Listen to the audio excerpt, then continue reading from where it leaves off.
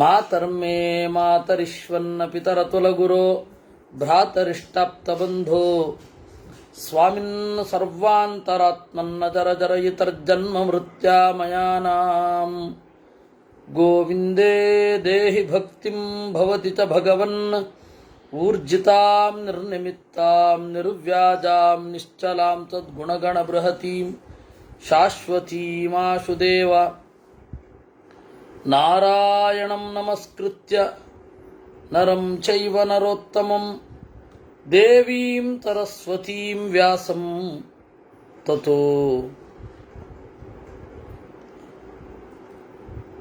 ಗ್ರಂಥಮುದೀರಯೇ ವಿಜಾನತಾಂ ಅವಿತ್ತಸ್ಯ ಮಧ್ವಸ್ಯ ಜಗತಿ ಗುರೋಃ ಪೂರ್ವಾಚಾರ್ಯಮಹಿಷ್ಠಾನಾಂ ಇಯಂ ಪ್ರಣತಿಮಾಲಿಕಾ ಪೂರ್ಣಜ್ಞಾನಾಯ ವಿದ್ಮಹೇ ಪೂರ್ಣಾನಂದಾಯ ಧೀಮಹಿ ತನ್ನೋ ವ್ಯಾಸ ಪ್ರಚೋದಯಾತ್.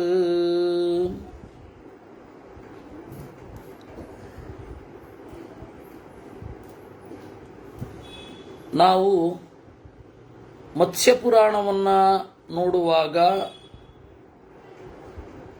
ನಾವು ಪ್ರಯಾಗ ಮಾಹಾತ್ಮ್ಯವನ್ನು ನೋಡಬೇಕಿತ್ತು. ಪ್ರಯಾಗ ಮಾಹಾತ್ಮ್ಯವನ್ನು ಹೇಳಿದ್ದು ಮಾರ್ಕಂಡೇಯರು, ಕೇಳಿದ್ದು ಧರ್ಮರಾಜ. ಯಾವಾಗ ಕೇಳಿದ್ದು ಅಂತ ಹೇಳಿದರೆ ಕಾಡಿನಲ್ಲಿ ಇರುವಾಗ ಕೇಳಿದ್ದು. ಕಾಡಿನಲ್ಲಿ ತೀರ್ಥಕ್ಷೇತ್ರ ಯಾತ್ರೆ ಮಾಡಿದ್ದಾರೆ. ಕಾಡಿನಲ್ಲಿ ಸುಮ್ಮನೆ ಒಂದು ಕಡೆ ಕೂತ್ಕೊಳ್ಳಿಲ್ಲ, ಕಾಡಿನಲ್ಲಿ ತೀರ್ಥಕ್ಷೇತ್ರ ಯಾತ್ರೆ ಮಾಡಿದ್ದಾರೆ. ಯಾಕೆಂದರೆ ಆವಾಗ ಎಲ್ಲ ತೀರ್ಥಕ್ಷೇತ್ರಗಳು ಕಾಡಾಗಿಯೇ ಇತ್ತು, ನಾಡಾಗಿ ಇರಲಿಲ್ಲ.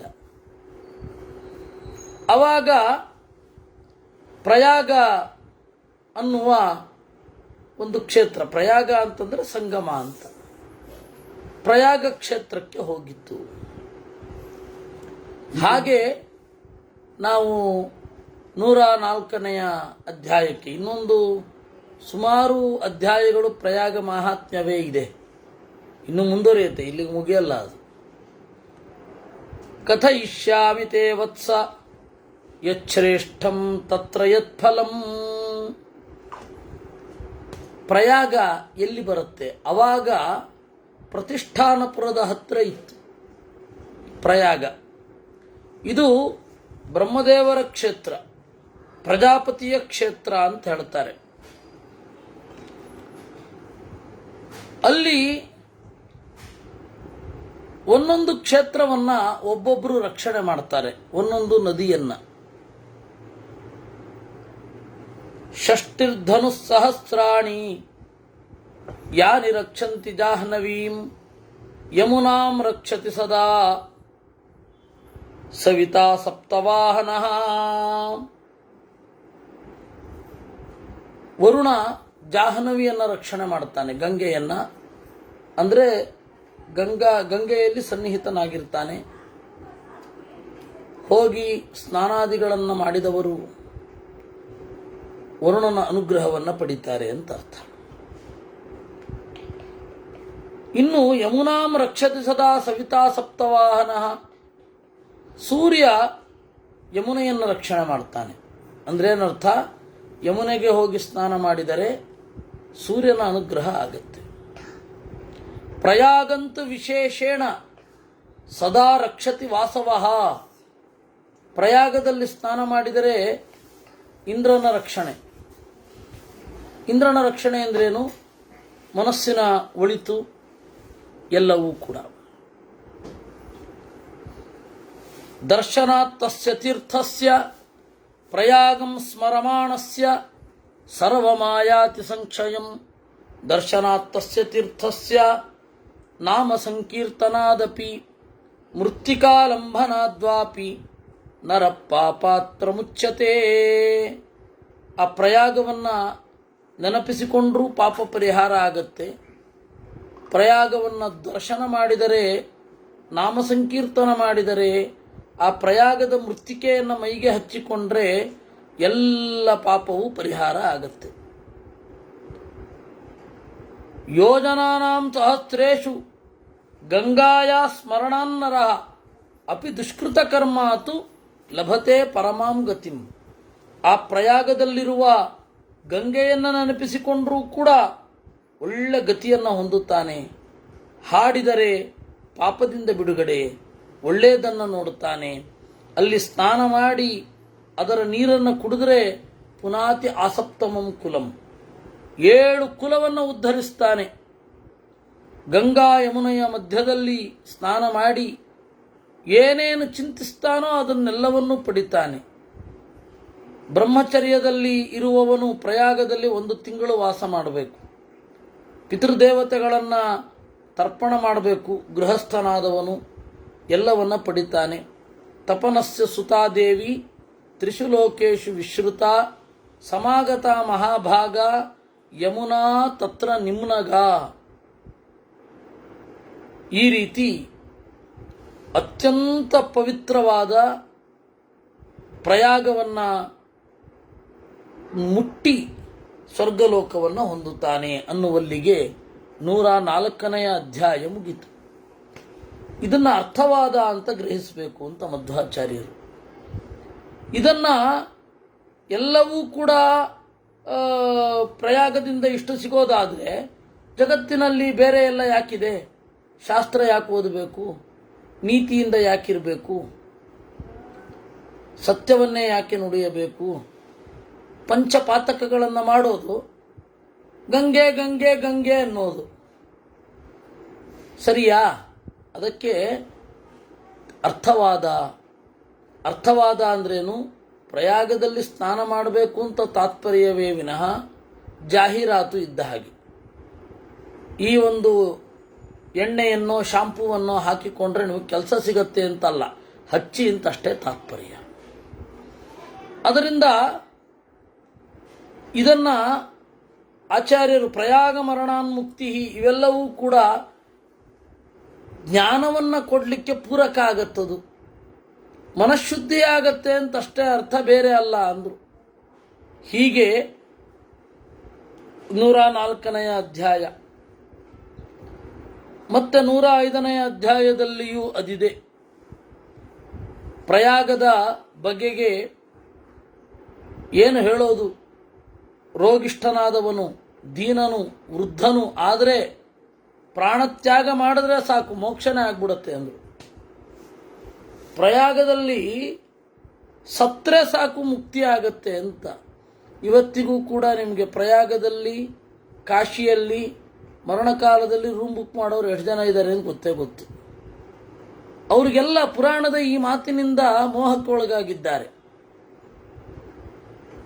ವಾಸ್ತವವಾಗಿ ಶಾಸ್ತ್ರ ಹೇಳೋದು ಏನು? ಪ್ರಯಾಗದಲ್ಲಿ ಸ್ನಾನ ಮಾಡಿ ನಿಮಗೆ ಮನಃಶುದ್ಧಿಯಾಗಿ, ಆ ಮನಃಶುದ್ಧಿ ಅಂತನ್ನೋದು ಜ್ಞಾನಕ್ಕೆ ಪೂರಕವಾಗಿ, ಆ ಜ್ಞಾನದಿಂದ ಮುಕ್ತಿ ಅಂತ. ಇದನ್ನು ಮಧ್ವಾಚಾರ್ಯರು ಗೀತಾ ಭಾಷ್ಯದಲ್ಲಿ ಹೇಳಿದ್ದಾರೆ. ಇದೇ ಶ್ಲೋಕವನ್ನು ಉಲ್ಲೇಖ ಮಾಡಿದ್ದಾರೆ. ಏನಂತ? ಪ್ರಯಾಗ ಮರಣದಿಂದ ಗಂಗಾ ಯಮುನಯೋರ್ ಮಧ್ಯೆ ಯಸ್ತು ಪ್ರಾಣಾನ್ ಪರಿತ್ಯಜೇತ್ ವ್ಯಾಧಿತೋ ಯದಿವಾ ದೀನೋ ವೃದ್ಧೋ ವಾಪಿ ಭವೇನ್ನರಃ ಗಂಧರ್ವಾಪ್ಸರಸಾಂ ಮಧ್ಯೆ ಸ್ವರ್ಗೇ ಕ್ರೀಡತಿ ಮಾನವಃ ಈಪ್ಸಿತಾನ್ ಲಭತೆ ಕಾಮಾನ್ ವದಂತಿ ಋಷಿಪುಂಗವಾಹ. ಪ್ರಯಾಗದ ಮಧ್ಯದಲ್ಲಿ ಸತ್ರ ಸಾಕು, ಒಳ್ಳೆ ಗತಿ ಆಗೋಗುತ್ತೆ ಅಂತ. ಇಷ್ಟು ಸುಲಭನ? ಕ್ರಿಶ್ಚಿಯನ್ನರ ಕನ್ಫೆಸ್ಗಿಂತ ಒಂದು ಸ್ವಲ್ಪ ಕಷ್ಟ ಅಷ್ಟೇ. ಅದಕ್ಕೆ ಹೇಳಿದ್ರು ಇಲ್ಲ ಆ ಥರ. ಯಾಕೆಂದರೆ ಪ್ರಯಾಗದಲ್ಲಿ ಮೀನುಗಳು ಹೇಗೆ ಸಾಯ್ತವೆ? ಅವುಗಳಿಗೆಲ್ಲ ಮುಕ್ತಿಯಾ? ಎಷ್ಟೋ ಜಲಚರ ಪ್ರಾಣಿಗಳು ಸಾಯ್ತವೆ, ಅದಕ್ಕೆಲ್ಲ ಮುಕ್ತಿನಾ? ಇಲ್ಲ ಅಂದರು. ತದೇವ ಸ್ಮರತೆ ತೀರ್ಥಂ ಸ್ಮರಣಾತ್ ತತ್ರ ಗಚ್ಚತಿ ದೇಶಸ್ಥೋ ಯದಿ ವಾರಣ್ಯೇ ವಿದೇಶಸ್ಥೋಥವಾ ಗೃಹೇ ಪ್ರಯಾಗಂ ಸ್ಮರಮಾಣೋಪಿ ಎಷ್ಟು ಪ್ರಾಣಾನ್ ಪರಿತ್ಯಜೇತ್. ಪ್ರಯಾಗದಲ್ಲೇ ಸಾಯ್ಬೇಕಿಲ್ಲ, ಪ್ರಯಾಗವನ್ನು ನೆನಪಿಸ್ಕೊಂಡು ಎಲ್ಲಿ ಸತ್ರೋ ಅಲ್ಲಿಂದ ಮುಕ್ತಿಗೆ ಹೋಗ್ತೀರಾ ಅಂತ. ಅಂದರೆ ಇವೆಲ್ಲ ಇದರ ಅರ್ಥವಾದ ಅನ್ನೋದನ್ನು ಪದೇ ಪದೇ ಹೇಳ್ತಾ ಇದ್ದಾರೆ. ಆ ಹಿನ್ನೆಲೆಯಲ್ಲಿ ಪ್ರಯಾಗ ಮರಣವನ್ನು ನೋಡಬೇಕು. ಪ್ರಯಾಗ ಕ್ಷೇತ್ರದಲ್ಲಿ ದಾನಾದಿಗಳನ್ನು ಮಾಡಬೇಕು. ದಾನಾದಿಗಳಿಂದ ಒಳ್ಳೆಯ ಜನ್ಮ ಬರುತ್ತೆ. ಇದ್ಯಾಕೆ ಹೇಳಿದ್ರು? ಪ್ರಯಾಗವನ್ನು ನೋಡಿದ ಕೂಡಲೇ ಮುಕ್ತರಾಗೋದಾದರೆ ಪ್ರಯಾಗದಲ್ಲಿ ದಾನ ಮಾಡ್ರಿ ಆಮೇಲೆ ಸಾಯಿರಿ ಅಂತ ಹೆಂಗೆ ಹೇಳೋದು? ಗವಾಂ ಚತತಹಸ್ರೇಭ್ಯೋ ದದ್ಯಾದೇಕಾಂ ಪಯಸ್ವಿನೀಂ. ಒಂದು ಗೋದಾನವನ್ನು ಮಾಡಿದರೆ ಗೋದಾನದ ಮಹತ್ವವನ್ನು ಹೇಳಿಬಿಟ್ರು 5 ಶ್ಲೋಕಗಳಿಂದ. ಇದೆಲ್ಲ ಪುರಾಣಗಳನ್ನು ಹೇಗೆ ಓದಬೇಕು ಅಂತನ್ನೋದಕ್ಕೆ ಇದು ಪೋಷಕ. ಇದು ಅರ್ಥವಾದ ಅಷ್ಟೇ, ಅದರ ಪ್ರತಿಪದದ ಅರ್ಥವನ್ನು ತಗೊಳ್ಬೇಡಿ. ಈ ಹಿನ್ನೆಲೆಯಲ್ಲಿ ಗೌರೇವ ರಕ್ಷಾಂ ಕುರುತೆ ತಸ್ಮಾತ್ ಧ್ಯೇಯ ದ್ವಿಜೋತ್ತಮೆ. ಗೋವುಗಳನ್ನು ರಕ್ಷಣೆ ಮಾಡಿದ್ರೆ ಎಂತಹ ಪಾಪದಿಂದಲೂ ಬಿಡುಗಡೆ ಆಗ್ತಾರೆ ಅಲ್ಲ. ಮತ್ತು ಪ್ರಯಾಗ ಅದಕ್ಕೂ ಅದೇ ರೀತಿ ಹೇಳ್ತಾರೆ. ಅದರಿಂದ ಇದೆಲ್ಲವೂ ಕೂಡ ಜ್ಞಾನಕ್ಕೆ ಪೋಷಕ ಅಷ್ಟೇ. ಹೋದೆ ಅಲ್ಲಿ ಒಂದು ಎಷ್ಟೋ ಜನ ಕಾಶಿಯಲ್ಲಿ ಹೆಂಗಾಗತ್ತೆ ಅಂದರೆ ಎಷ್ಟೋ ಜನ ರೂಮ್ ಮಾಡ್ತಾರಂತೆ. ಕಾಶಿಯಲ್ಲಿ ಋಷಿಕೇಶದಲ್ಲಿ ಎಲ್ಲ ರೂಮ್ ಮಾಡಿ ಅವ್ರಿಗೆ ಆಚೆ ಎಳಿತಾನೆ ಇರುತ್ತೆ. ಅಯ್ಯೋ ಇನ್ನೂ ಸಾಯ್ತಾ ಇಲ್ವಲ್ಲ, ಇದೊಂದು ಸತಿ ನೋಡ್ಕೊಂಬಂದ್ಬೋಣ ಅಂತ ಊರಿಗೆ ಹೋಗಿ ಅಲ್ಲಿ ಸತ್ತೋಗ್ತಾರೆ. ಅದರಿಂದ ಆ ಪುರಾಣದ ಮಾತು ಅರ್ಥ ಮಾಡಿಕೊಳ್ಳಿಲ್ಲ. ಮಧ್ವರು ಅದನ್ನ ಸ್ಪಷ್ಟವಾಗಿ ನಿರೂಪಣೆ ಮಾಡಿದ್ದಾರೆ. ಜ್ಞಾನದಿಂದಲೇ ಮುಕ್ತಿ, ಇದೆಲ್ಲ ಜ್ಞಾನಕ್ಕೆ ಸಾಧನ ಅಷ್ಟೇ ಅಂತ. ಆಮೇಲೆ ಮತ್ತೆ 106ನೇ ಅಧ್ಯಾಯದಲ್ಲಿಯೂ ಕೂಡ ಪ್ರಯಾಗ ಕ್ಷೇತ್ರ ಮಾಹಾತ್ಮ್ಯಯೇ ಬಲಿವರ್ಧ ಸಮಾರೂಢ ಶೃಣು ತಸ್ಯಾಪಿ ಯತ್ಫಲಂ. ನೋಡು, ಪ್ರಯಾಗಕ್ಕೆ ಹೋಗುವಾಗ ಎತ್ತಿನ ಬಂಡಿಯಲ್ಲಿ ಹೋಗಬೇಡ. ಯಾಕೆ ಅಂದರೆ ಗೋವುಗಳನ್ನು ಹಿಂಸಿಸಿದವ ಅವನು ನರಕಕ್ಕೆ ಹೋಗ್ತಾನೆ. ಅವಾಗೆಲ್ಲ 4-5 ಗೋವು 6 ಗೋವು ಒಂದು ನೇಗಿಲಿಗೆ ಹೂಡಿ ಅದರ ಮೂಲಕ ಉಳಿಸ್ತಾ ಇದ್ರು. ಆಮೇಲೆ ಎರಡೇ ಎತ್ತು ಬಂತು ಮಧ್ಯದ ಸಂದರ್ಭದಲ್ಲಿ. ಈಗ ಟ್ರ್ಯಾಕ್ಟರ್. ಈಗಲೂ ರಂಟೆ ಹೊಡೆಯೋರಿಲ್ಲ ಅಂತಿಲ್ಲ ಗೋವನ್ನು ಇಟ್ಟುಕೊಂಡು. ಆದ್ದರಿಂದ ಗೋವನ್ನು ಏರಿಕೊಂಡು ಹೋಗಬೇಡ, ಎತ್ತನ್ನು ಏರಿಕೊಂಡು ಹೋಗಬೇಡ, ಎತ್ತಿನ ಗಾಡಿಯಲ್ಲಿ ಹೋಗಬೇಡ. ಮತ್ತೆ ಎತ್ತನ್ನು ದಾನ ಮಾಡು, ಎಲ್ಲ ತೀರ್ಥಫಲ ಅಲ್ಲಿ ಬರುತ್ತೆ. ಸ್ವರ್ಗದಲ್ಲಿ ಅವನು ನಿಲ್ತಾನೆ, ಎಲ್ಲ ಲೋಕಗಳನ್ನು ದಾಟಿ ರುದ್ರಲೋಕಕ್ಕೆ ಹೋಗ್ತಾನೆ ಎತ್ತನ್ನು ದಾನ ಮಾಡೋದ್ರಿಂದ. ಸದಾ ಸೇವಂತಿ ತತ್ತೀರ್ಥಂ ಗಂಗಾ ಯಮುನ ಸಂಗಮಂ.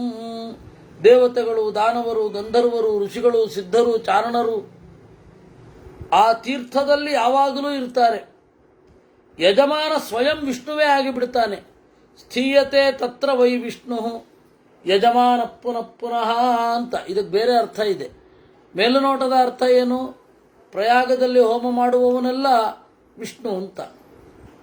ಒಳಗಿನ ಅರ್ಥ ಏನು? ಪ್ರಯಾಗದಲ್ಲಿ ಯಾರು ಹೋಮ ಮಾಡ್ತಾನೆ ಅವನ ಹೆಸರು ವಿಷ್ಣು ಅಂತ. ಪ್ರಯಾಗದಲ್ಲಿ ವಿಷ್ಣು ಯಾಗ ಮಾಡೋದಲ್ಲ, ಯಾಗ ಮಾಡುವವನ ಹೆಸರು ವಿಷ್ಣು ಅಂತ. ಅವನು ಯಾರೇ ಆಗಿರಬಹುದು. ಪುರಾಣಗಳಲ್ಲಿ ಈ ತರಹ ಪ್ರಯೋಗ ಇದೆ. ಅದರಿಂದಾಗಿ ವೇದದಲ್ಲಿ ಒಂದು ಪ್ರಯೋಗ ಇದೆ, ವಿಷ್ಣೋರ್ಜನಿತಾಗಚ್ಛೇತ್ ಅಂತ. ವಿಷ್ಣುವನ್ನೇ ತಂದೆ ಇದ್ದಾನಲ್ಲ ಅವನು ಬಂದು ಈ ಒಂದು ಕ್ರಿಯೆಯನ್ನು ಮಾಡಲಿಕ್ಕೆ ಅನುಮತಿ ಕೊಡಬೇಕು ಯಾಗದಲ್ಲಿ ಅಂತ. ವಿಷ್ಣುವಿನಪ್ಪ ಎಲ್ಲಿಂದ ಬರೋದು? ಯಜಮಾನನ ಹೆಸರೇ ವಿಷ್ಣು. ಆಗ ವೇದ ಸರಿಯಾಯಿತು. ವಿಷ್ಣುವಿನ ಅಪ್ಪ ಬಂದು ಯಾಗ ಮಾಡುವಂತ ಅನುಮತಿ ಕೊಡಬೇಕು ಅಂದರೆ ಮಗನಾದವನು ತಂದೆಯ ಅನುಮತಿ ಪಡೆದು ಯಾಗವನ್ನು ಮಾಡಬೇಕು. ಈಗ ಸರಿಯಾಯಿತು. ಇಲ್ಲಿ ಮತ್ತೆ ನದೇವ ವಚನಾತ್ತಾತ ನ ಲೋಕವಚನಾತ್ತಥ ಮತಿರುತ್ಕ್ರಮಣೀಯಾತೆ ಪ್ರಯಾಗ ಗಮನಂ ಪ್ರತಿ. ರಾಜನ್, ನೀನು ಪ್ರಯಾಗಕ್ಕೆ ಹೊರಟಿರ್ತೀಯ, ಯಾರೋ ದೇವತೆ ಬಂದು ಹೇಳ್ತಾರೆ ಅಂತ ಇಟ್ಕೋ, ಅಯ್ಯೋ ಧರ್ಮರಾಜ ಪ್ರಯಾಗಕ್ಕೆ ಹೋಗಬೇಡ ಕಣೋ ಅಂತ. ಕೇಳಬೇಡಪ್ಪ, ಹೋಗು. ನದೇವ ವಚನಾತ್ತಾತ ನ ಲೋಕವಚನಾತ್ತಥಾ.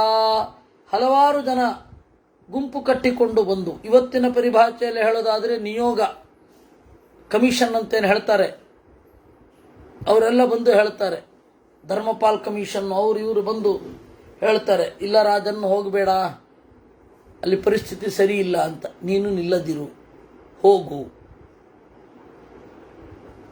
ಈ ಸಂವಾದಗಳು ನಡೀಲಿಲ್ವಾ ಅಂದರೆ ನಡಿಬೇಕಿಲ್ಲ ಅಂತ ಹೇಳ್ತಾರೆ ಮಧ್ವಾಚಾರ್ಯರು. ಪುರಾಣಗಳಲ್ಲಿ ಕೆಲವೊಂದು ಸಂಗತಿಗಳನ್ನು ಹೇಳ್ತಾರೆ, ಅವರಿಬ್ಬರು ಮಾತನಾಡಿದ್ರು ಅಂತ ಇರುತ್ತೆ, ಅವರಿಬ್ಬರು ನಡುವೆ ಮಾತು ನಡೆದಿರಬೇಕಾಗಿಲ್ಲ. ಯಾಕೆ? ನೀವಿದನ್ನು ತಿಳ್ಕೊಳ್ಳಿ ಅನ್ನಲಿಕ್ಕೆ ಇಬ್ಬರು ಜನರ ಸಂವಾದವನ್ನಷ್ಟೇ ಪುರಾಣ ಮುಂದೆ ಇಡುತ್ತೆ. ಹಿಸ್ಟಾರಿಕಲ್ ಅಕ್ಯುರಸಿ ಇರಬೇಕು ಅಂತ ಇಲ್ಲ ಪುರಾಣಗಳಲ್ಲಿ. ನಿಮಗೆ ತಿಳಿಸಬೇಕಾದ ಸಂದೇಶ ಏನು? ಪ್ರಯಾಗ ಅನ್ನುವ ತೀರ್ಥಕ್ಷೇತ್ರದ ಬಗ್ಗೆ ನಿಮಗೆ ಪ್ರಜ್ಞೆ ಇರಲಿ. ಅದಕ್ಕೆ ಮಹಾಭಾರತದಲ್ಲಿ ಹೇಳಿದಾಗ ನಡೆದಿದೆ. ಅಂದ್ರೆ ಮಹಾಭಾರತದಲ್ಲಿಯೂ ಕೂಡ ಏನು ಹೇಳ್ತಾರೆ? ಇತಿಹಾಸಂ ಪುರಾತನಂ ಅಂತ ಹೇಳ್ತಾರೆ. ಅದರಿಂದಾಗಿ ಜಯತೀರ್ಥರು ಒಂದು ಕಡೆ ಹೇಳ್ತಾರೆ, ಪುರಾಣ ಅಂದ್ರೇನು? ಇತಿಹಾಸ ಬಾಧ್ಯತ್ವಂ ಪುರಾಣಸ್ಯ ಲಕ್ಷಣಂ ಅಂತ. ಯಾವುದನ್ನ ಇತಿಹಾಸ ನೋಡಿ ಪುರಾಣವನ್ನು ತಿದ್ದುಕೊಳ್ತೇವೋ ಅದು ಪುರಾಣ. ಹಾಗೆ ಅದರಿಂದ ಪ್ರಯಾಗದಲ್ಲಿ ದಶತೀರ್ಥ ಸಹಸ್ರಾಣಿ ಷಷ್ಟಿಕೋಟ್ಯಸ್ತಥಾಪರಾಹ, 60 ಕೋಟಿಯ 10,000 ತೀರ್ಥಗಳು ಇವೆ ಅಂತ ಹೇಳ್ತಾರೆ. ಅಂದರೆ ಅಷ್ಟು ಜನರ ತಪಫಲ, ಅಷ್ಟು ಜನರು ಇಲ್ಲಿ ಪುಣ್ಯವನ್ನು ಮಾಡಿ ಫಲವನ್ನು ಪಡೆದಿದ್ದಾರೆ ಅಂತ ಅರ್ಥ ಅಂತ ಹೇಳ್ತಾರೆ. ಹಂಸ ಪ್ರಪತನಂ ನಾಮ ತೀರ್ಥಂ ತ್ರೈಲೋಕ್ಯ ವಿಶ್ರುತಂ. ಆ ಪ್ರಯಾಗದ ಪರಿಸರದಲ್ಲಿ ಒಂದೊಂದು ಜಾಗ, ಅದು ಸಂಗಮ ಆಗಿ ಹಲವಾರು ಜಾಗಕ್ಕೆ ಹೋಗುತ್ತದು. ಒಂದೊಂದು ಜಾಗದಲ್ಲಿಯೂ ಒಂದೊಂದು ಹೆಸರಿದೆ. ಹಂಸ ಪ್ರಪತನ ಅಂತ ಒಂದು ಜಾಗ, ಉರ್ವಶಿ ಮರಣ ಅಂತ ಒಂದು ಜಾಗ. ಉರ್ವಶಿ ಮರಣ ಅಂದರೆ ಉರ್ವಶಿ ದೇವಲೋಕದಿಂದ ಇಳಿದ ಜಾಗ. ಅವಳು ಶಾಪಕ್ಕೆ ಒಳಗಾಗಿ ಪುರೂರವಸನನ್ನ ಜೊತೆಯಾಗಬೇಕಾಯ್ತು. ಆ ಜಾಗವನ್ನು ಉರ್ವಶಿ ಮರಣ ಅಂತ ಹೇಳ್ತಾರೆ. ಹಂಸ ಪಾಂಡುರ ಅಂತ, ಹಂಸದಂತೆ ಬೆಳ್ಳಗಿರುವ ಜಾಗ. ಇವಾಗ ಇದಿದೆಯೋ ಇಲ್ಲೋ ಗೊತ್ತಿಲ್ಲ, ಏಕೆಂದರೆ ಎಲ್ಲೆಲ್ಲೂ ಬೆಳ್ಳಿ ಅನ್ನೋದು ಕಣ್ಮರೆಯಾಗ್ತಾ ಇದೆ. ಆಮೇಲೆ ಮುಂದೆ ಅಲ್ಲಿ ಸಂಧ್ಯಾವಟ ಅಂತ ಒಂದು ಜಾಗ, ಕೋಟಿ ತೀರ್ಥ ಅಂತ. ಕೋಟಿ ತೀರ್ಥ ಭಾರತದುದ್ದಕ್ಕೂ ಅದು ಎಷ್ಟಿದೆಯೋ ಲೆಕ್ಕ ಇಟ್ಟವರೇ ಇಲ್ಲ. ಅದು ಕೋಟಿ ತೀರ್ಥ, ಇದು ಕೋಟಿ ತೀರ್ಥ. ಗೋಕರ್ಣದ ಹತ್ರ ಒಂದು ಕೋಟಿ ತೀರ್ಥ ಇದೆ ಅಲ್ವೇ. ಆಮೇಲೆ ಭೋಗವತಿ ಅಂತ, ಆಮೇಲೆ ದಶಾಶ್ವಮೇಧಕ ತೀರ್ಥ ಅಂತ ಇದೆ. ಚತುರ್ವೇದೇಶು ಯತ್ಪುಣ್ಯಂ ಸತ್ಯವಾದಿಷು. 4 ವೇದವನ್ನು ಓದಿದವರಿಗೆ ಏನು ಪುಣ್ಯವಿದೆಯೋ, ಸತ್ಯವನ್ನು ಜೀವನ ಇಡೀ ಸತ್ಯವನ್ನು ನುಡಿದವರಿಗೆ ಏನು ಪುಣ್ಯ ಇದೆಯೋ, ಅಹಿಂಸೆಯಲ್ಲಿ ಏನು ಪುಣ್ಯ ಇದೆಯೋ, ಇಲ್ಲಿ ಸ್ನಾನ ಮಾಡಿದರೆ, ದಶಾಶ್ವಮೇಧಕದಲ್ಲಿ ಸ್ನಾನ ಮಾಡಿದ್ರೆ ಅದು ಬಂದ್ಬಿಡುತ್ತೆ. ಅಂದರೆ ನೀವು ಸುಳ್ಳು ಹೇಳಿ ಅಂತನಾ? 4 ವೇದಗಳನ್ನು ಓದಬೇಡಿ, ಇಲ್ಲಿ ಬಂದು ಸ್ನಾನ ಮಾಡಿದ್ರೆ 4 ವೇದಗಳನ್ನು ಓದಿದ ಪುಣ್ಯ ಬರುತ್ತೆ ಅಂತ ಅರ್ಥನ ಏನು? ಕ್ಷಿತೌ ತಾರಯತೆ ಮರ್ತ್ಯಾನ್ ನಾಗಾನ್ ತಾರಯತೆ ಪ್ಯಧ ದಿವಿ ತಾರಯತೆ ದೇವಾನಸ್ತೇನ ತ್ರಿಪಥಗ ಸ್ಮೃತ. ಈ ಪ್ರಯಾಗದಲ್ಲಿರುವ ಗಂಗೆಯನ್ನು ತ್ರಿಪಥಗ ಅಂತ ಕರೀತಾರೆ. ಯಾಕೆ ಅಂದರೆ ಮೂರೂ ಜನರನ್ನ ಪಾಪದಿಂದ ಬಿಡುಗಡೆ ಮಾಡುತ್ತೆ. ಕ್ಷಿತೌ ತಾರಯತೆ ಮರ್ತ್ಯಾನ್, ಭೂಮಿಯಲ್ಲಿ ಮನುಷ್ಯರನ್ನು ದಾಟಿಸುತ್ತೆ. ನಾಗಾನ್ ತಾರಯತೆ ಪ್ಯಧಃ, ಕೆಳಗಡೆ ನಾಗರನ್ನು ದಾಟಿಸುತ್ತೆ. ದಿವಿ ತಾರಯತೆ ದೇವಾನ್, ದೇವಲೋಕದಲ್ಲಿ ದೇವತೆಗಳನ್ನು ದಾಟಿಸುತ್ತೆ. ಹೌದಾ? ದೇವತೆಗಳು ಗಂಗಾ ನದಿಯಲ್ಲಿ ಸ್ನಾನ ಮಾಡಿ ಏರ್ಬೇಕಾ? ಗಂಗೆಯ ಕಕ್ಷೆ ಎಷ್ಟು ಕೆಳಗಿನದ್ದು ಗೊತ್ತಾ? ದೇವತೆಗಳೆಲ್ಲ ಹೆಚ್ಚಿನವರೆಲ್ಲ ಅವಳಿಗಿಂತ ಮೇಲ್ಗಡೆ ಇರೋರೆ. ಇದು ಅಷ್ಟೇ ಅರ್ಥವಾದ. ಹೀಗೆ ಗಂಗಾಮೇವ ನಿಷೇವೇತ ಪ್ರಯಾಗಂತು ವಿಶೇಷತಃ ನಾಣ್ಯತ್ ಕಲಿಯುಗೆ ಗೋರೆ ಭೇಷಜಂ ನೃಪ ವಿದ್ಯತೆ. ಗಂಗೆಯನ್ನು ಪ್ರಯಾಗದಲ್ಲಿಯೇ ಗಂಗೆಯನ್ನು ಸೇವಿಸಬೇಕು. ಇದು ಬಿಟ್ಟರೆ ಕಲಿಯುಗದಲ್ಲಿ ಬೇರೆ ಔಷಧವೇ ಇಲ್ಲ. ಈ ರೀತಿ ಪ್ರತಿಯೊಂದು ಕ್ಷೇತ್ರಕ್ಕೂ ಹೇಳ್ತಾರೆ, ನೆನಪಿರಲಿ. ಇದಕ್ಕೆ ಸಮನಾದ ಕ್ಷೇತ್ರ ಇನ್ನೊಂದಿಲ್ಲ ಅಂತ. ಅದರ ಹಿಂದೆ ಇರುವ ಭಾವವನ್ನು ಗ್ರಹಿಸಬೇಕು. ನಿಮಗೆ ಜ್ಞಾನಮಂಟಪ ಕ್ಷೇತ್ರ ಅಂತ ಚನ್ನಪಟ್ಟಣ ಅಬ್ಬೂರ್ ಬಗ್ಗೆ ಇದೆ. ಅಲ್ಲಿಯೂ ಹೀಗೆ ಹೇಳೋದು, ಬದರಿಗಿಂತ ಉತ್ತಮ ಕ್ಷೇತ್ರ ಅಂತ.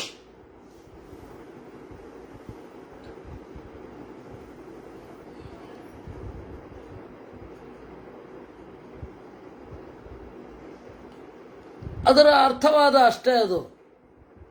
ಅದು ಜ್ಞಾನಮಂಟಪ ಕ್ಷೇತ್ರ. ಆಮೇಲೆ ಯಾರೋ ಬರೆದಿದ್ದು, ಪುರಾಣದಲ್ಲಿ ಇಲ್ಲ. ಹೆಚ್ಚಿನ ಕ್ಷೇತ್ರ ಮಹಾತ್ಮೆಗಳು ಹಾಗೇ ಇರೋದು. ಇವರು ಅವಸರದಲ್ಲಿ ಒಂದು ಪುಸ್ತಕ ಮಾಡಿ ಹಾಕಿಬಿಡ್ತಾರೆ. ಅದು ಯಾರು ಬರೆದದ್ದು, ಏನು ಮೂಲದಲ್ಲಿ ಇದೆಯಾ, ಯಾವುದೂ ನೋಡಲ್ಲ.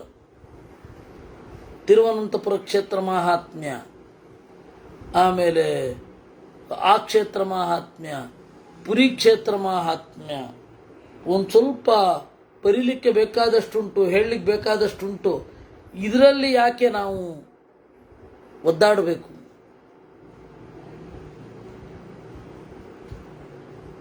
ಹೀಗೆ 106ನೇ ಅಧ್ಯಾಯ ಆಯಿತು.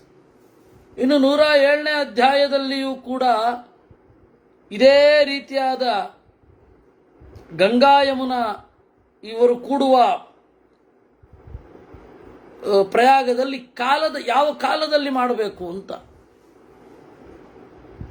ರಾಹುಗ್ರಸ್ತೆ ತಥಾ ಸೋಮೆ ವಿಮುಕ್ತ ಸರ್ವಕಿಲ್ಬಿಷೈಹಿ, ಗ್ರಹಣದಲ್ಲಿ, ಚಂದ್ರಗ್ರಹಣದಲ್ಲಿ ಮಾಡಬೇಕು.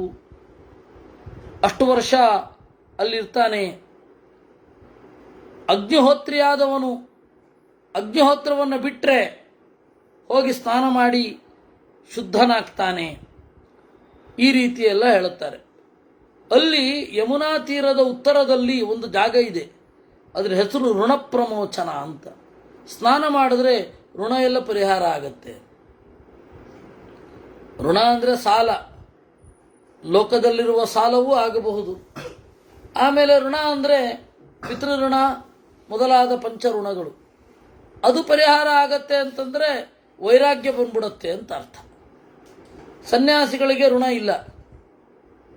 ಅವರು ಎಲ್ಲ ಋಣವನ್ನು ತೊರೆದು ನಾವು ಕೇವಲ ದೇವರ ಬಳಿಗೆ ಹೋಗ್ತೇವೆ ಅಂತ ಅವ್ರಿಗೂ ಋಣತ್ಯಾಗ ಮಾಡಿರ್ತಾರೆ. ಅಂದರೆ ನಾವು ಇದರಲ್ಲಿ ದೇವರಲ್ಲಿ ತೊಡಗೋದು ಅಂತ ಋಣಮೋಚನ ಅಂತ. ಆ ತರಹದ ಋಣ ಪ್ರಮೋಚನ ಅದನ್ನು ಹೊಂದುತ್ತಾರೆ ಎನ್ನುವಲ್ಲಿಗೆ 107ನೇ ಅಧ್ಯಾಯ. ಆಮೇಲೆ ಯುಧಿಷ್ಠಿರ ಕೇಳ್ತಾನೆ, ನಮಗೆ ಪ್ರಯಾಗದ ಬಗ್ಗೆ ಇನ್ನಷ್ಟು ಹೇಳು, ನಮಗೆ ಕೇಳಿ ತೃಪ್ತಿಯೇ ಆಗ್ತಾ ಇಲ್ಲ ಅಂತ ಹೇಳ್ತಾನೆ. ಆಗ ಮತ್ತೆ ಅವರು ಶುರು ಮಾಡ್ತಾರೆ. ಒಂದು ಹಂತದಲ್ಲಿ ಯುಧಿಷ್ಠಿರ ಕೇಳ್ತಾನೆ, ಸ್ನೇಹಾದ್ವಾ ದ್ರವ್ಯಲೋಭಾದ್ವಾ ಏತು ಕಾಮವಶಂ ಗತಾಃ ಕಥಂ ತೀರ್ಥಫಲಂ ತೇಷಾಂ ಕಥಂ ಪುಣ್ಯಫಲಂ ಭವೇತ್. ಸ್ನೇಹದಿಂದಲೋ ದ್ರವ್ಯಲೋಭದಿಂದಲೋ ಕಾಮವಶನಾದವನೋ ತೀರ್ಥಫಲ ಹೇಗೆ? ಸ್ನೇಹದಿಂದ ಆಸಕ್ತನಾದರೆ ಬೇರೆ ಕಡೆಗೆ ಹೋಗೋದೇ ಇಲ್ಲ ಅವನು.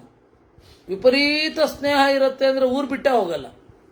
ಅಯ್ಯೋ ಊರು ಬಿಟ್ಟರೆ ಏನೋ ಅಭದ್ರತಾ ಭಾವನೆ, ಇನ್ಸೆಕ್ಯೂರಿಟಿ ಫೀಲಿಂಗ್ ನನ್ನನ್ನು ಕಾಡುತ್ತೆ, ಅದಕ್ಕೆ ನಾನು ಹೋಗಲ್ಲ. ಹೀಗೊಂದಿದೆ. ಇನ್ನು ದ್ರವ್ಯಲೋಭಾತ್, ನಾನು ತೀರ್ಥಕ್ಷೇತ್ರ ಯಾತ್ರೆಗೆ ಅಂತ ಹೋದರೆ ಜಾಸ್ತಿ ಖರ್ಚಾಗುತ್ತೆ, ನಾನು ಅಪರ್ಚುನಿಟೀಸ್ ಎಲ್ಲ ಕಳ್ಕೊಳ್ತೇನೆ, ಹೀಗಾಗಿ ನಾನು ಹೋಗಲ್ಲ. ಇದು ದ್ರವ್ಯಲೋಭ. ಆಮೇಲೆ ಕಾಮವಶಂಗತಾಹ, ಯಾವುದ್ಯಾವುದೋ ಬಯಕೆಗೆ ಒಳಗಾಗಿ ಅಲ್ಲೇ ಇದ್ದು ಬಿಡ್ತಾರೆ, ತೀರ್ಥಕ್ಷೇತ್ರ ಯಾತ್ರೆಗೆ ಹೋಗ್ಲಿಕ್ಕಾಗಲ್ಲ. ಅವ್ರಿಗೂ ತೀರ್ಥಫಲ ಹೇಗೆ? ವಿಕ್ರಯ ಸರ್ವಭಾಂಡಾನಾಂ ಕಾರ್ಯಮಜಾನತಃ ಪ್ರಯಾಗೆ ಕಾಗತಿಸ್ತಸ್ಯ ತನ್ಮೇ ಬ್ರೂಹಿ ಪಿತಾಮಹ. ಆಮೇಲೆ ವಿಕ್ರಯ ಸರ್ವಭಾಂಡಾನಾಂ, ಮಾರೋದು ಹೇಗೆ, ವ್ಯಾಪಾರಿಯಾದವನು ಹೋಗೋದು ಹೇಗೆ, ಏನು ಮಾಡಬೇಕು ಏನು ಮಾಡಬಾರದು ತೀರ್ಥಕ್ಷೇತ್ರಗಳಲ್ಲಿ ಗೊತ್ತೇ ಇಲ್ಲ, ಕೆಲವರು ಗೊತ್ತೇ ಆಗಲ್ಲ.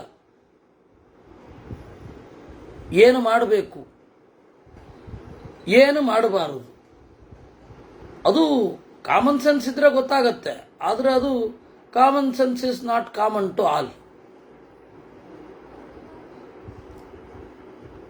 ಮೊನ್ನೆ ಹಾಗೆ ಆಯಿತು. ಒಬ್ಬರು ಬಂದರು ಒಂದು ಕಡೆಗೆ, ಉಡುಪಿಯ ಒಂದು ಜಾಗಕ್ಕೆ. ಅವ್ರದ್ದು ಏನೋ ಸೋಮವಾರದ ವ್ರತ ಅಂತೆ, ಊಟ ಮಾಡಲಿಲ್ಲ. ಮೊನ್ನೆ 11ನೇ ತಾರೀಕ, ಒಟ್ಟು ಒಂದು ಸೋಮವಾರ ಊಟ ಮಾಡಲಿಲ್ಲ. ಆಮೇಲೆ ಅವ್ರದ್ದು ನಾನು ಊಟ ಮಾಡಲ್ಲ ಅಂತ ಹೇಳಿ ಒಳ್ಳೆ ನೈವೇದ್ಯ ಅದನ್ನು ತಗೊಳ್ಳಿಲ್ಲ. ಮಾರನೇ ದಿವಸ ಭೋಜನ ಶಾಲೆಯಲ್ಲಿ ಊಟ ಮಾಡಲಿಕ್ಕೆ ಆಗಲಿಲ್ಲ ಅವ್ರಿಗೆ. ಈ ರೀತಿ ಆಗಿಬಿಡುತ್ತೆ. ಒಂದು ಕ್ಷೇತ್ರಕ್ಕೆ ಬಂದಾಗ ನಮ್ಮ ವ್ರತ ಏನಿದೆ ಅದನ್ನು ಯಾವ ರೀತಿ ಕಡಿಮೆ ಮಾಡಿಕೊಳ್ಬೇಕು, ಆ ಕ್ಷೇತ್ರಕ್ಕೆ ನಾವು ಕೊಡುವ ಮರ್ಯಾದೆಗೆ ಇದು ಅಡ್ಡಿಯಾಗಬಾರದು ನಮ್ಮ ವ್ರತ. ಅದು ಆ ವ್ರತ ಏಕಾದಶಿ ಆಗಿದ್ದರೆ ಮಾಡಿ, ಏಕಾದಶಿ ಅಲ್ಲ, ಅದು ಯಾವುದೋ ಸೋಮವಾರ. ಆಮೇಲೆ ಊಟ ಮಾಡಲ್ಲ ಅಂತಷ್ಟೇ, ಆಮೇಲೆ ಬಂದು ಹೋಟೆಲಲ್ಲಿ ತಗೊಳ್ತಾ ಇದ್ರು ಅವರು. ಮಾರನೇ ದಿವಸ ಕೃಷ್ಣನ ನೈವೇದ್ಯವೇ ಸಿಗಲಿಲ್ಲ. ಇದೆಲ್ಲ ಕಾರ್ಯ. ಒಂದು ಕ್ಷೇತ್ರಕ್ಕೆ ಬಂದಾಗ ನಮ್ಮನ್ನು ನಾವು ಯಾವ ರೀತಿ ನಿಯಂತ್ರಿಸ್ಕೊಳ್ಬೇಕು, ಏನು ಮಾಡಬೇಕು ಇತ್ಯಾದಿಗಳಲ್ಲಿ ಸೇರುತ್ತೆ. ಆ ಥರ ಒಬ್ಬ ಗೊತ್ತಿಲ್ಲ, ಅವನಿಗೆ ತೀರ್ಥಕ್ಷೇತ್ರದ ಫಲ ಹೇಗೆ? ಅವ್ರ ಬಗ್ಗೆ ಕರುಣೆಯಿಂದ ಕೇಳ್ತಾ ಇರೋದು, ಏನು ಅವ್ರ ಮೇಲೆ ಸಿಟ್ಟಲ್ಲ. ಅವರಿಗೂ ಕೂಡ ತೀರ್ಥಕ್ಷೇತ್ರ ಫಲ ಬರಬೇಕು ಹೇಗೆ?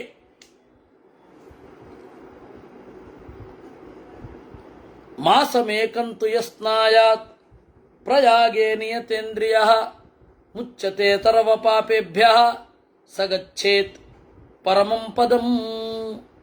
ಈ ತರಹದ ತಪ್ಪು ಮಾಡಿದ್ರೆ, ಜನ್ಮಾಂತರಗಳ ತಪ್ಪಿದ್ರೆ ಪರಿಹಾರ ಆಗಲಿ ಅಂತ 1 ತಿಂಗಳು ಪ್ರಯಾಗದಲ್ಲಿ ಸ್ನಾನ ಮಾಡಬೇಕಂತ. ಗೊತ್ತಾಗಿ ಮಾಡಿದ ಎಲ್ಲ ಪಾಪಗಳು ಪರಿಹಾರ ಆಗತ್ತೆ, ಮುಂದೆ ಪ್ರಜ್ಞಾ ಶುದ್ಧಿ ಆಗತ್ತೆ. ವಿಶ್ರಂಭಘಾತಕಾನಾಂತು ಪ್ರಯಾಗೇ ಶೃಣುಯತ್ಫಲಂ ತ್ರಿಕಾಲಮೇವ ಸ್ನಾಯೀತ ಆಹಾರಂ ಭೈಕ್ಷ್ಯ ಮಾತರೇತ್. ವಿಶ್ವಾಸಘಾತಕ ಒಬ್ಬ ಇರ್ತಾನೆ, ಅನಿವಾರ್ಯವಾಗಿ ಗೆಳೆಯನ ವಿಶ್ವಾಸಕ್ಕೆ ದ್ರೋಹ ಮಾಡಬೇಕಾಗಿ ಬರುತ್ತೆ. ಆವಾಗ ಅವನೇನು ಮಾಡಬೇಕು? ಪ್ರಯಾಗದಲ್ಲಿ 3 ಕಾಲ ಸ್ನಾನ ಮಾಡಿ ಭಿಕ್ಷೆ ಬೇಡಬೇಕು. ಒಂದು ಹೊತ್ತು ಭಿಕ್ಷೆ ಬೇಡಬೇಕು, 3 ಹೊತ್ತು ಸ್ನಾನ ಮಾಡಬೇಕು. ಇದು ವಿಶ್ವಾಸಘಾತಕನಿಗೆ ಇರುವ ಪ್ರಾಯಶ್ಚಿತ್ತ. ಅದು ಎಷ್ಟು ದಿವಸ ಮಾಡಬೇಕು? ತ್ರಿಭಿರ್ಮಾಸೈ, 3 ತಿಂಗಳು. ಸರ್ವ ಸ್ಥಾನಂಚ ಲಭತೆ ನಿತ್ಯಂ, ಈ ರೀತಿ ಮಾಡಬೇಕು. ಅದ್ಯಮೇ ಸಫಲಂ ಜನ್ಮ ಅದ್ಯಮೇ ತಾರಿತಂ ಕುಲಂ ಪ್ರೀತೋಸ್ಮಿ ಅನುಗೃಹೀತೋಸ್ಮಿ ದರ್ಶನ ದೇವತೆ ಮುನೇ. ಆಗ ಯುಧಿಷ್ಠಿರ ಹೇಳಿದ, ಇವತ್ತು ನನ್ನ ಜನ್ಮ ಸಫಲವಾಯಿತು, ನಮ್ಮ ಕುಲ ದಾಟಿತು, ನಿಮ್ಮಂತಹ ಅವರು ನಮಗೆ ಬಂದು ಉಪದೇಶ ಮಾಡಿದಿರಿ ಅಂತ. ಆಮೇಲೆ ಯುಧಿಷ್ಠಿರ ಏನು ಮಾಡಿದ, ಯಮುನೆಯ ಫಲವೇನು, ಯಮುನೆ ಯಾರು ಅಂತ ಕೇಳಿದ. ಆಗ ಇವರು ಹೇಳಿದ್ರು, ಯಮುನೆ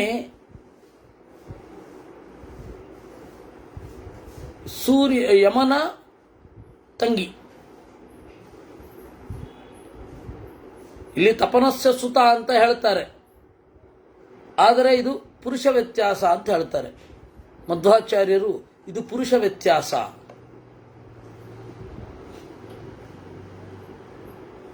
ಸೂರ್ಯನ ಮಗಳು,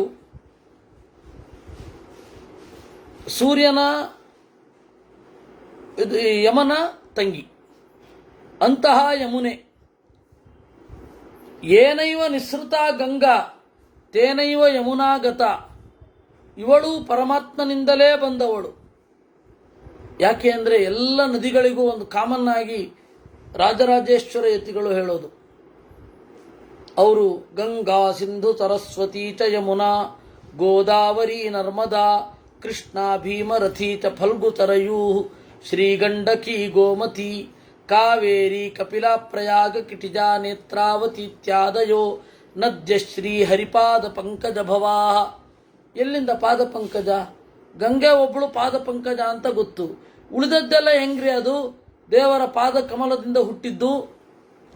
ಅದಕ್ಕೆ ಉತ್ತರ ಇದು,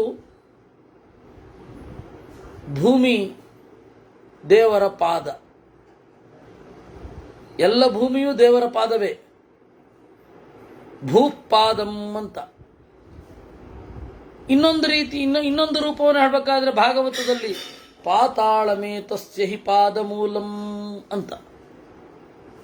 ಅದರಿಂದಾಗಿ ಭೂಮಿಯನ್ನ ದೇವರ ಪಾದ ಅಂತ. ಪರ್ವತದಿಂದ ಹುಟ್ಟೋದು ಅಂದ್ರೇನು? ದೇವರ ಅಡಿಗಳಿಂದ ಹುಟ್ಟೋದು ಅಂತಾನೆ ಅರ್ಥ. ಈ ಒಂದು ಉದ್ದೇಶ ಇಟ್ಟುಕೊಂಡು ಗಂಗೆ ಹೇಗೆ ದೇವರ ಅಡಿಗಳಿಂದ ಹುಟ್ಟಿದಳೋ ಹಾಗೆ ಯಮುನೆಯೂ ಕೂಡ. ಅಲ್ಲಿ ಯಮುನೆಯಲ್ಲಿ ಪ್ರತ್ಯೇಕವಾಗಿ ಸ್ನಾನ ಮಾಡೋದುಂಟು, ಪ್ರಯಾಗದಲ್ಲಿ ಸೇರಿದಾಗಲೂ ಸ್ನಾನ ಮಾಡೋದಿದೆ. ಪ್ರಯಾಗಕ್ಕೆ ಬರುವ ತನಕ ಅಗ್ನಿತೀರ್ಥ, ಧರ್ಮರಾಜ ತೀರ್ಥ, ಅಲ್ಲಿ ಎಲ್ಲ ಸ್ನಾನ ಮಾಡಲಿಕ್ಕೆ. ಆ ಧರ್ಮರಾಜನ ತೀರ್ಥಕ್ಕೆ ಒಂದು ಉಪನಾಮ ಇದೆ, ನರಕ ಅಂತ ಅದರ ಹೆಸರು. ಇದು ಎಲ್ಲಿದೆಯೋ ಗೊತ್ತಿಲ್ಲ ಇದು. ಯಾಕೆಂದರೆ ಇವರು ಹೇಳುವ, ಪುರಾಣ ಹೇಳುವ ಒಂದು ಹೆಸರು ಇವಾಗ ಅದು ಇದೆಯೋ ಇಲ್ವೋ ಏನೇನೋ ಆಗೋಗಿರುತ್ತೆ. ಇವಾಗ ಶತದ್ರು ನದಿ ಸಟ್ಲೆಜ್ ಆಗೋಗಿದೆ. ಕೌಶಿಕಿ ನದಿ ಕೋಸಿ ರಿವರ್ ಆಗೋಗಿದೆ. ಏನೇನು ಉಚ್ಚಾರ ಮಾಡ್ತಾವೋ ಏನೋ ಅವುಗಳು. ನಿರಂಜನ ತೀರ್ಥ ಅಂತ ಇದೆ, ಅಲ್ಲಿ ಸ್ನಾನ ಮಾಡಬೇಕು. ಕೇವಲಂ ಜ್ಯೇಷ್ಠ ಭಾವೇನ ಗಂಗಾ ಸರ್ವತ್ರ ಪೂಜ್ಯತೆ. ಗಂಗಾ ಚ ಯಮುನಾ ಚೈವ ಉಭೇ ತುಲ್ಯ ಫಲೇ ಸ್ಮೃತೆ. ಗಂಗೆಯಲ್ಲಿ ಯಮುನೆಯಲ್ಲಿ ಎರಡು ಕಡೆ ಸ್ನಾನ ಮಾಡಿದ್ರೂ ಸಮಾನವಾದ ಫಲ. ಆದರೆ ಕೇವಲಂ ಜ್ಯೇಷ್ಠ ಭಾವೇನ ಗಂಗಾ ಸರ್ವತ್ರ ಪೂಜ್ಯತೆ. ವಯಸ್ಸಿನಲ್ಲಿ ಹಿರಿಯವಳು ಅಂತ ಹೇಳಿ ಗಂಗೆ ಮಿಗಿಲು. ಏನರ್ಥ ಇದಕ್ಕೆ? ದೇವರನ್ನ ಅನುಸಂಧಾನ ಮಾಡಿ ಯಾವ ತೀರ್ಥದಲ್ಲಿ ಮುಳುಗಿದರೂ ಇವನು ಸಮಾನವಾಗಿ ಒಂದೇ ತರಹ ಶುದ್ಧ ಆಗ್ತಾನೆ. ಆದರೆ ಗಂಗಾ ಮತ್ತೆ ಯಮುನಾ ಅಂತ ದೇವತೆ ಅಂತ ಬಂದಾಗ ಗಂಗೆ ಮಿಗಿಲು, ಹೀಗರ್ಥ ಅದಕ್ಕೆ. ಏಕೆಂದರೆ ವಿಷ್ಣು ತೀರ್ಥರಿಗೆ ಹೇಳುವಾಗ ತೀರ್ಥಕಂ ವಿಷ್ಣು ತೀರ್ಥಶ್ಚ ತೀರ್ಥಕಂ ವಿಷ್ಣು ತೀರ್ಥಂಚ ವಿಷ್ಣು ತೀರ್ಥಶ್ಚ ತೀರ್ಥಕಂ ಅಂತ. ಮೊದಲು ತೀರ್ಥಗಳೆಲ್ಲ ವಿಷ್ಣು ತೀರ್ಥರನ್ನು ಪವಿತ್ರಗೊಳಿಸಿದವಂತೆ. ಆಮೇಲೆ ಅವ್ರು ಯಾವ ಎತ್ತರಕ್ಕೆ ಬೆಳೆದ್ರು ಅಂದರೆ ಅವರು ವಿಷ್ಣು ತೀರ್ಥರು ತೀರ್ಥವನ್ನು ಅಂದರೆ ವಿಷ್ಣು ತೀರ್ಥರು ಮುಳುಗಿದ್ರೆ ಆ ನೀರಿನಲ್ಲಿ ಪಾಪ ಪರಿಹಾರಕವಾದ ಶಕ್ತಿ ಇರ್ತಿತ್ತಂತೆ. ಏನರ್ಥ ಇದಕ್ಕೆ? ಇದೇ ಅರ್ಥ. ಅದರಿಂದಾಗಿ ಗಂಗೆಯಲ್ಲಿ ಮುಳುಗಿದ್ರು ಯಮುನೆಯಲ್ಲಿ ಮುಳುಗಿದ್ರು ಸಮಾನ ಫಲ ಅಂದರೆ ಇದೇ ಅರ್ಥ. ಈ ರೀತಿ ಗಂಗಾ ಮತ್ತು ಯಮುನೆಯ ಒಂದು ಸಮಾನತ್ವ ತುಲ್ಯತ್ವ ಅಂತ ಹೇಳಿದ್ರು ಅನ್ನುವಲ್ಲಿಗೆ 108ನೇ ಅಧ್ಯಾಯ. ಮಾರ್ಕಂಡೇಯರು ಮುಂದುವರಿಸಿ ಹೇಳ್ತಾರೆ, ನಾನು ಬ್ರಹ್ಮದೇವರು ಹೇಳಿದ ಪುರಾಣದಲ್ಲಿ ಲಕ್ಷಾಂತರ ಕೋಟ್ಯಂತರ ತೀರ್ಥವನ್ನು ನಾನು ನೋಡಿದೆ, ಕೇಳಿದ್ದೇನೆ ಅಂತ. ಅದರಲ್ಲಿ ಕುರುಕ್ಷೇತ್ರ ಮಿಗಿಲು. ಅಶ್ರದ್ಧೇಯಂ ನ ವಕ್ತವ್ಯಂ ಪ್ರತ್ಯಕ್ಷಮಪಿ ಯದ್ಭವೇತ್ ನರಸ್ಯ ಅಶ್ರದ್ಧದಾನಸ್ಯ ಪಾಪೋಪಹತ ಚೇತತಃ. ಅಲ್ಲ ಮಾರ್ಕಂಡೇಯರೇ, ಕುರುಕ್ಷೇತ್ರ ಅಷ್ಟು ಅತ್ಯಂತ ಮಿಗಿಲಾದ ಕ್ಷೇತ್ರ.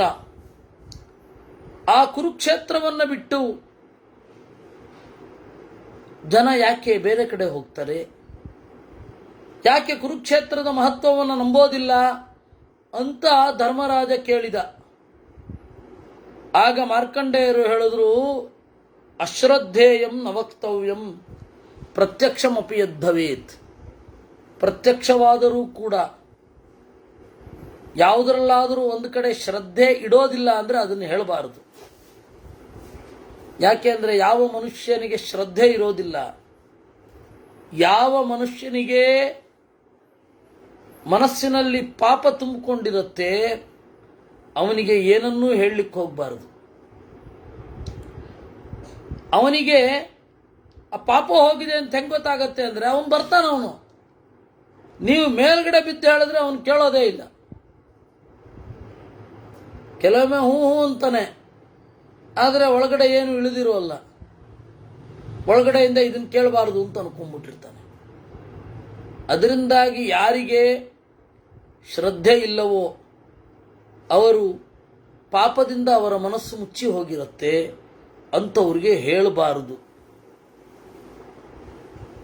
ಆ ಕಾರಣದಿಂದ ಪ್ರಯಾಗ ಆಗಲಿ ಕುರುಕ್ಷೇತ್ರ ಆಗಲಿ ಅದರ ಮಹಿಮೆ ಪ್ರತ್ಯಕ್ಷ ಪರೋಕ್ಷ, ಅದು ಜನರಿಗೆ ಗೊತ್ತೂ ಆಗಲ್ಲ. ಶಾಸ್ತ್ರಂ ಪ್ರಮಾಣಂ ಕೃತ್ವಾ ಚ ಯುಜ್ಯತೆ ಯೋಗಮಾತ್ಮನಃ ಕ್ಲಿಶ್ಯತೆ ಚಾಪರಸ್ತತ್ರ ನೈವ ಯೋಗಮವಾಪ್ನುಯಾತ್. ಕ್ಷೇತ್ರಗಳ ಬಗ್ಗೆ ಹಾಗೇ ಇರೋದು.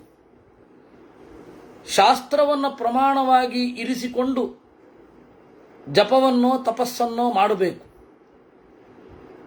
ಶಾಸ್ತ್ರವನ್ನು ಪ್ರಮಾಣವಾಗಿಸಿಕೊಂಡು ಕ್ಷೇತ್ರದ ಮಹತ್ವವನ್ನು ತಿಳ್ಕೊಳ್ಬೇಕು. ಇಲ್ಲ ಅಂದರೆ ನೈವ ಯೋಗಮವಾಪ್ನುಯಾತ್, ಅವನು ಜ್ಞಾನವೇ ಬರೋದಿಲ್ಲ, ವ್ಯರ್ಥವಾಗಿ ಕ್ಲೇಶಕ್ಕೆ ಒಳಗಾಗ್ತಾನೆ. ಮೊನ್ನೆ ನಾನು ಮತ್ತು ಈ ನಮ್ಮ ಬೆಟ್ಟಪ್ಪ ವಿಷ್ಣು ಶರತ್ ನನ್ನ ಇಬ್ಬರ ಸಂವಾದ ಇತ್ತು. ಒಬ್ರದ್ದು ಫೋನ್ ಬಂತು.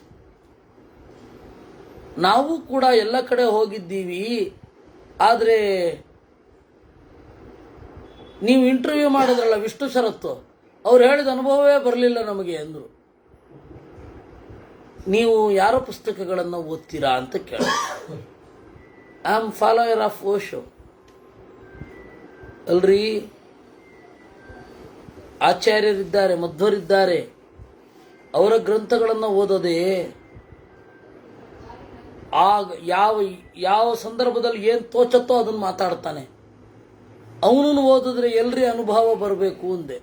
ಅಲ್ಲ, ಅದು ಒಪ್ಕೊಳ್ತೇನೆ, ಆದರೂ ಅವ್ರು ಹೇಳಿದಾಗ ಆಗಲಿಲ್ಲ. ನೀವು ಹೋಗಿದ್ದು ಹೇಗೆ? ಒಂದು ಟ್ರಾವೆಲರು, ಒಂದು ಯಾವುದೋ ಆಫೀಸು, ಅಲ್ಲಿ ಅದೇನಂತಾರೆ ಪ್ಯಾಕೇಜು, ಆ ಪ್ಯಾಕೇಜಿನಲ್ಲಿ ನೀವು ಹೋಗಿ ಬರ್ತೀರ. ಎಲ್ಲಿಂದ ಈ ಅನುಭವಗಳೆಲ್ಲ ಬರಬೇಕು ನಿಮಗೆ? ಅವನು ಹೋಗಿದ್ದು ಸೈಕಲ್ನಲ್ಲಿ. ಸೈಕಲ್ನಲ್ಲಿ ಹೋಗ್ತಾ ದೇವರು ರಕ್ಷಣೆ ಮಾಡ್ತಾನೆ ಅನ್ನೋ ಭರವಸೆಯಲ್ಲಿ ಕಳ್ಳರಿರಬಹುದು, ದರೋಡೆಕೋರರಿರಬಹುದು, ನಕ್ಸಲೈಟರು ಸಿಗಬಹುದು, ಏನು ಬೇಕಾದರೂ ಆಗಬಹುದು. ದೇವರ ಮೇಲೆ ಭರವಸೆ ಇಟ್ಟು ರಾತ್ರಿ ಎಲ್ಲಿ ನಿಲ್ತಾನೋ ಅದು ಕಾಡಾಗಿದ್ದರೆ ಟೆಂಟ್ ಹಾಕೊಂಡು ಮಲಗ್ತಾನೆ, ನಾಡಾಗಿದ್ದರೆ ಯಾರ್ದಾದ್ರೂ ಅವರೇ ಕರೆದು ಇಲ್ಲಿ ಮಲ್ಕೊಳ್ಳಿ ಅಂತ ಹೇಳಿರ್ತಾರೆ. ಈ ತರಹದ ಅನುಭವದ ಯಾತ್ರೆ, ಊಟಕ್ಕೆ ಲೆಕ್ಕ ಇಟ್ಟಿಲ್ಲ. ಆ ಯಾತ್ರೆಗೂ ನೀವು ಪ್ಯಾಕೇಜಲ್ಲಿ ಹೋದ ಮಾಡಿದ ಟೂರಿಗೂ ವ್ಯತ್ಯಾಸ ಇಲ್ವೇನ್ರಿ? ಬೆಟ್ಟ ಗುಡ್ಡಗಳನ್ನೆಲ್ಲ ಹತ್ತಿರದಿಂದ ನೋಡ್ಲಿಕ್ಕಾಗತ್ತೇನ್ರಿ ನಿಮಗೆ? ಇಲ್ಲ. ಮತ್ತೆ ನೀವು ಹಾಗೆ ಮಾಡಿ ವಯಸ್ಸಾಗೋಗಿದೆ ಅಂದರು. ವಯಸ್ಸಾದರೆ ಅಲ್ಲಗೆಳಿಬೇಡಿ, ಅವನಿಗೆ ಆದ ಅನುಭವ ಅಂತ ಗೌರವಿಸಿ. ಅದನ್ನು ಪ್ರಶ್ನೆ ಮಾಡಬೇಕು ಅಂದರೆ ನಿಮ್ಗೆ ಹೋಗ್ಲಿಕ್ಕೆ ತಾಕತ್ತಿರ್ಬೇಕು. ಈಗ ಕುದುರೆ ಮುಖ ಅಂತಾರೆ, ಅದು ವರಾಹ ಮುಖ ಅಂತ ಅವನು ಹೇಳಿದ. ಹೌದಾ? ವರಾಹ ನಯನಾನಂದ ಧಾರಾ ನೇತ್ರಾವತಿ ತರಿತ್ತಂತ ಹೇಳಿ ವಾದಿರಾಜರ ವರ್ಣನೆ ಇದೆ. ವರಾಹನ ಕಣ್ಣಿನಿಂದ ಮೂಡಿ ಬಂದವಳು, ಅದಕ್ಕೆ ನೇತ್ರಾವತಿ ಅಂತ ಹೆಸರು ಅಂತ ನಾನು ನೋಡಿದೆ. ಹೌದಾ ಅಂತ ನೀವು ಕೇಳಿದ್ರೆ ನೀವು ಅಲ್ಲಿಗೆ ಹೋಗಿ ನೋಡೋ ತಾಕತ್ತಿರ್ಬೇಕು. ಇಲ್ಲ ಅಂದರೆ ಒಪ್ಕೋಬೇಕು. ಎರಡೇ ದಾರಿ ಇರೋದು. ನಂಗೆ ಹೋಗ್ಲಿಕ್ಕೆ ಆಗ್ತಾ ಇಲ್ಲ, ನೀವು ಹೇಳಿದ್ರೆ ಒಪ್ಪಲ್ಲ ಅಂದರೆ ಏನು? ನಿಮ್ಮದೇ ಟೈಮ್ ವೇಸ್ಟು. ಅಲ್ಲಿ 1 ಗಂಟೆನೋ 1.5 ಗಂಟೆನೋ ಆದ ಸಂವಾದ ಕೇಳಿ ಏನು ಮಾಡಿದ್ರಿ? ಹೀಗಾಗಿ ಬಿಡುತ್ತೆ. ಅದರಿಂದಾಗಿ ಪ್ರತ್ಯಕ್ಷಂಚ ಪರೋಕ್ಷಂಚ ಯಥಾನ್ಯಸ್ತಂ ಭವಿಷ್ಯತಿ. ಅಶ್ರದ್ಧದಾನೋ ಶಶುಚಿ ದುರ್ಮತಿಸ್ತಕ್ತಮಂಗಳ. ಅವ್ರಿಗೇನು ಹೇಳೋದು? ಏನನ್ನೂ ಹೇಳಬೇಡಿ. ಕ್ಲಿಶ್ಯತೆ ಚ ಅಪರಸ್ತತ್ರ. ಶಾಸ್ತ್ರವನ್ನು ಪ್ರಮಾಣವಾಗಿಟ್ಟುಕೊಂಡು ಆತ್ಮನಃ ತನ್ನ ಯೋಗಂ ಧ್ಯಾನವನ್ನು ಜ್ಞಾನವನ್ನು ಪಡ್ಕೊಳ್ತಾನೆ. ಅಪರಸ್ತತ್ರ ಕ್ಲಿಶ್ಯತೆ. ಇನ್ನೊಬ್ಬ ಸಂಕಟಕ್ಕೊಳಗಾಗ್ತಾನೆ. ನೈವ ಯೋಗಮವಾಪ್ನುಯಾತ್. ಅವನಿಗೆ ಸಿದ್ಧಿ ಆಗೋದೇ ಇಲ್ಲ. ಜನ್ಮಾಂತರ ಸಹಸ್ರೇಭ್ಯೋ ಯೋಗೋ ಲಭ್ಯೇತ ಮಾನವೈಹಿ. ಶಾಸ್ತ್ರ ಹೇಳಿದ್ದು ಅನುಭವಕ್ಕೆ ಬರಬೇಕು ಅಂತಂದರೆ ಸಾವಿರಾರು ಜನ್ಮ ಕಳಿಬೇಕು. ಹಂತ ಹಂತವಾಗಿ ಸ್ವಲ್ಪನೇ ಅನುಭವಕ್ಕೆ ತೆಕ್ಕೊಂಡು ಹೋಗ್ತಾನೆ. ಯಥಾ ಯೋಗತಃ ತ್ರೇಣ ಯೋಗೋ ಲಭ್ಯೇತ ಮಾನವೈಹಿ. ಎಷ್ಟು ಆದ್ದರಿಂದಾಗಿ ಯೋಗ ಅನ್ನೋದು ಬೇಕು ಅಂದರೆ ಬಹಳ ಕಾಲ ಬೇಕು. ಪ್ರಯಾಗದಲ್ಲಿ ಸ್ನಾನ ಮಾಡಿದವನು ಬರುತ್ತೆ. ಇಲ್ಲಿ ತನಕ ಬಹಳ ತಾರ್ಕಿಕವಾಗಿ ಹೇಳ್ತಾ ಬಂದವರು ಇದ್ದಕ್ಕಿದ್ದಾಗ ಅರ್ಥವಾದ. ಅದಕ್ಕೆ ಪ್ರಯಾಗದಲ್ಲಿ ಸ್ನಾನ ಮಾಡಿ. ಪೂಜ್ಯತೆ ತೀರ್ಥರಾಜಸ್ತು ಸತ್ಯಮೇವ ಯುಧಿಷ್ಠಿರಾಂ. ತೀರ್ಥರಾಜ್ ಅಂತ ಕರೀತಾರೆ ಅದನ್ನು, ಪ್ರಯಾಗವನ್ನು. ಪ್ರಯಾಗ ರಾಜ ಅಂತಾನೆ ಅಲ್ವ ಈಗಲೂ ಕೂಡ. ಬ್ರಹ್ಮಾಪಿ ಸ್ಮರತೆ ನಿತ್ಯಂ ಪ್ರಯಾಗಂ ತೀರ್ಥಮುತ್ತಮಂ. ನೋಡಿ, ಬ್ರಹ್ಮದೇವರು ನೆನಪಿಸ್ಕೋತಾರೆ, ಅಯ್ಯೋ ಪ್ರಯಾಗಕ್ಕೆ ಹೋಗಬೇಕು ಅಂತ. ಅಂದರೆ ಬ್ರಹ್ಮದೇವರಿಗೆ ಅಗತ್ಯ ಇಲ್ಲ ಬಿಡಿ. ವಿಷ್ಣು ತೀರ್ಥರಿಗೆ ಆ ಸಾಮರ್ಥ್ಯ ಇದ್ರೆ ಬ್ರಹ್ಮದೇವರಿಗೆ. ಅಂದರೆ ಇದರ ಅರ್ಥ ಹಿರಿಯರು ದೇವರ ವಿಭೂತಿ ರೂಪವನ್ನು ಸ್ಮರಣೆ ಮಾಡಿಕೊಳ್ತಾ ತೀರ್ಥಕ್ಷೇತ್ರದ ಬಗ್ಗೆ ಚಿಂತಿಸ್ತಾರೆ ಅಂತ ಅರ್ಥ.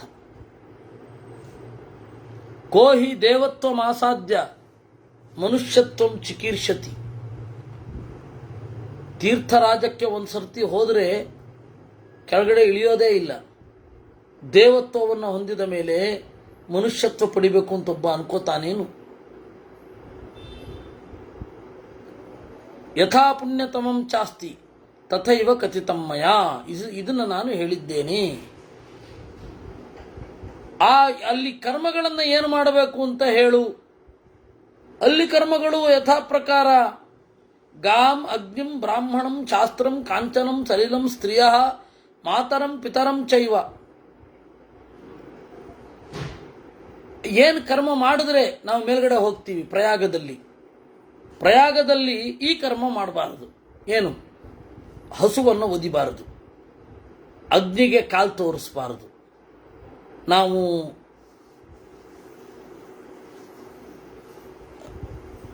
ಏನು ಫೈರ್ ಕ್ಯಾಂಪ್ ಫೈರ್ ಹಾಕಿ ಇಡೀ ಮೈ ಕಾಯಿಸ್ಕೊಳ್ಬೇಕು ಅಂತ ಹೇಳಿ ಕಾಲೆಲ್ಲ ತೋರಿಸ್ತಾರೆ. ಮಾಡಬಾರ್ದು ಹಾಗೆ. ಅಗ್ನಿಯ ಆರಾಧಕರು. ಅಗ್ನಿ ಅನ್ನೋದು ನಮ್ಮ ಮನೆಯ ದನ ಇದ್ದ ಹಾಗೆ ಅಂತ.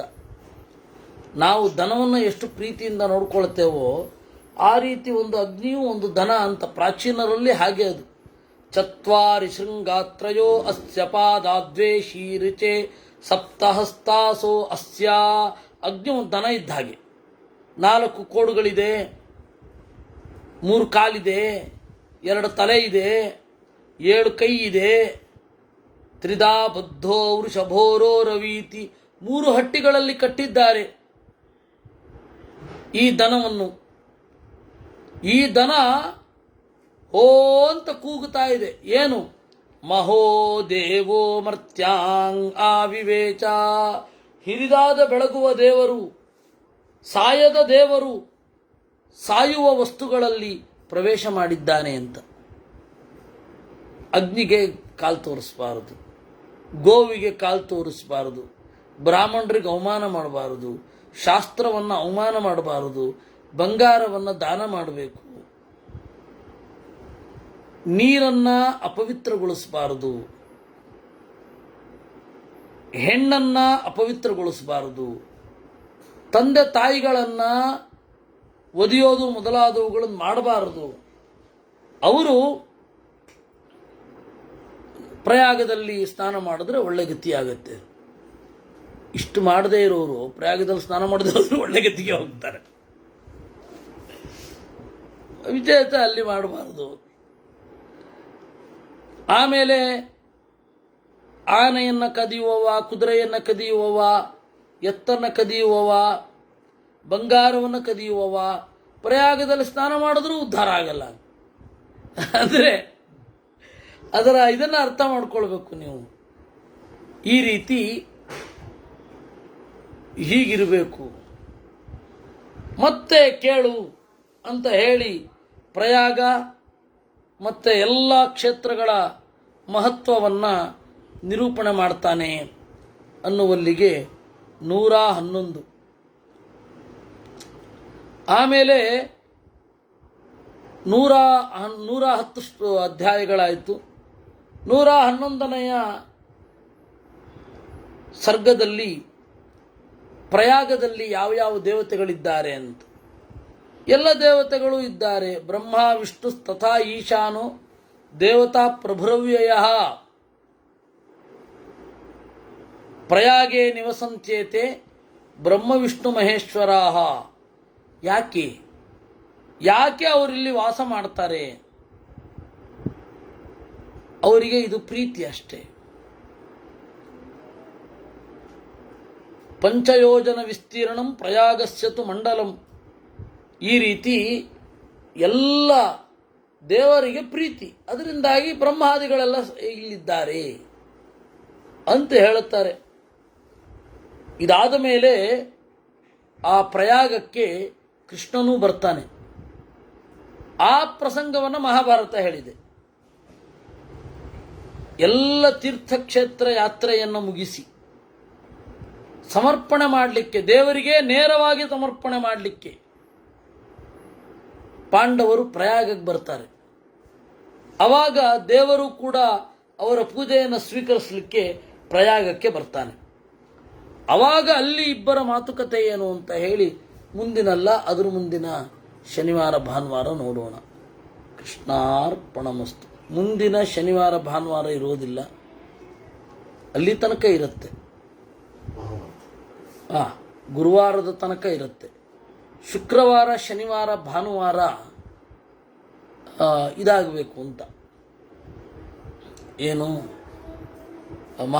ಇದು ಪುರಂದರದಾಸರ ಮತ್ತು ಕನಕದಾಸರ ಚಿಂತನೆ ಎಲ್ಲ ವಚನಕಾರರೇ ಮೊದಲಾದವರ ಜೊತೆಗೆ ಅದು ಲೈವ್ ಇರುತ್ತೆ ರಾಯಚೂರದು. ಆ ಲೈವನ್ನು ನಾನು ಹಂಚಿಕೊಳ್ಳುತ್ತೇನೆ, ಅದನ್ನು ನೋಡಿ. ಕೃಷ್ಣಾರ್ಪಣಮಸ್ತು.